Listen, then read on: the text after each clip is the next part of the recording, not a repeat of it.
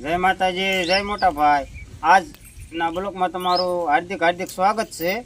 અને જો આજ દવાનું કામકાજ ચાલુ કર્યું છે, થોડુંક મોડું થઈ ગયું ઘણું, કારણ કે સવારમાં ઘડીક સાટી હતી, પછી અત્યારે પાછી સાટ્યું છે. હું જો દવાનું પોપ ભરી વાળું છું.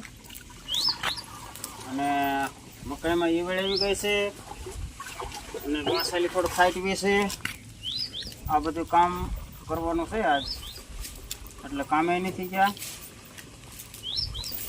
બીજું જાહેર વાવી હતી સાંજે, ટ્રેક્ટર સાંજે આવ્યું, સાંજે દાયતી મારીને જાહેર વાવી દીધી. જાહેર વાવીને જાહેરને પાવી જ પડે, નકર પારેવા હેરાન કરે. તો ઉલાળો ખૂટી ગયો છે, એટલે અડધી જાહેર તો રહી જાય, કંઈ વાંધો નહીં. હવે જો આપણે આ દવાનો પોપલાઈન પેક કરી વાળ્યો છે, અને હવે આમ રાખીને દવા છાંટવા વી જવાનું છે. કે આજ બહુ મોડું બધું થઈ ગયું છે કામકાજનું. ચાલો હવે દવા છાંટો ફેર પેલા આડિયામાં ઉપાડીને જવાનું છે. આ રીતે બાસાલી દવા છાંટવાનું ચાલુ કરી દીધું છે. ખડ બહુ અમારે થાય, એટલે અમારે આ દવા છાંટવી પડે, નકર તો ન છાંટવી તો હાલે. તો આ રીતે તમે કીધી છાંટી દઈ તો ખડ થોડું ઓછું થાય તો ખરું. નકર તો ઝાર પેલા ખડ ઉગી જાય કા તઈ ઝાર નો થાય ને ઈ પેલા તો ખડ ઝાર કરતા મોટું મોટું થઈ જાય, એટલે અમારે પણ જો આમાં દવા છાંટવી પડે છે. રાતે વાવી છે, રાતે દાંતી મારી છે, અને અત્યારે હવે ઓલા આડિયામાં દવા છાંટી દીધી છે ને એમાં પણ પાણી વાળી નાખ્યું છે કોરવાણ.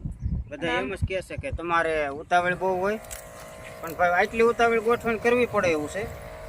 કારણ કે શું કરું, નકર પાણી એક દીનો ફેર પડે, બે દીનો ફેર પડે, તો એ ફેર તો ફેર જ પડે જાય ઠેઠ સુધી. આ વાવણી જેવું છે, વાવણી કેમ એક દી વાહે રહી જવી તો પછી આખું વર વાહે રહેવી જેવું છે. સાડ બહુ રાખવી છે, પણ તોય એ જે બધું કર્યું કામકાજ કમ્પ્લીટ થઈ રહેતું નથી. તો હવે હું મને દવા છાંટવા. આ છે અમારા વાલ, એમ ન રાખવું કે એને બધા વાલ કાઢી નાખ્યા, હજી જા એટલા વાલ રાખ્યા છે. અડધા વાલ રાખ્યા છે અને અડધા વાલ પણ કાઢી નાખ્યા છે, કેમ કે આમાં ઢોરટ મીણ વાવવાની નથી ને, એટલે જો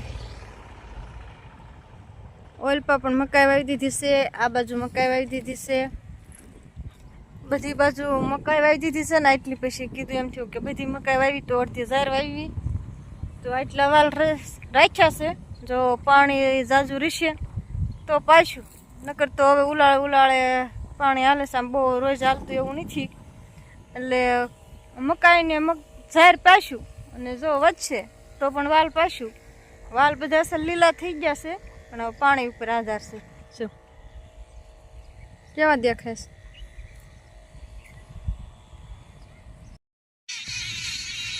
તો આપણે બે ગયા પોંખ ખાવા. નવા ઘઉં હતા, અને લીલા ઘઉં હોય ને એનો પોંખ પડે. હજી કાંક ખારો કર્યો છે ને કાંક ખારો નથી. મારી બેનના ઓઈલે ઠેઠથી હું લાવી હતી વાક્યાથી, તો આ આવીને બગાડાય થોડો, ખાવો જ પડે ને. પણ આ બહુ મીઠા લાગે પોંખ, ખાતા હશે એટલે તમને ખબર તો હશે ને પોંખ કેવો લાગે એમ. અમે તને પોંખ કેવી તમારી ભાષામાં બધા શું કહેતા હોય શી ખબર, અલગ અલગ બધા નોખું બોલતા હોય. આપણે શું કે બીજા શું કે બધા નોખી બોલીમાં કહેતા હોય. તો બસ આપણે આજ તો આમાં બધી દવા છાંટી એની એકલા મેં તો અહીંથી કાંઈ કર્યું કા હા, એને એકલા દવા છાંટી, પાણી વાળ્યું, એવું બધું કર્યું. તને આસપાસ થોડી ખારી થઈ ગઈ ને તાજા કામ મેં તો કાંઈ કામ નથી કર્યું. કોને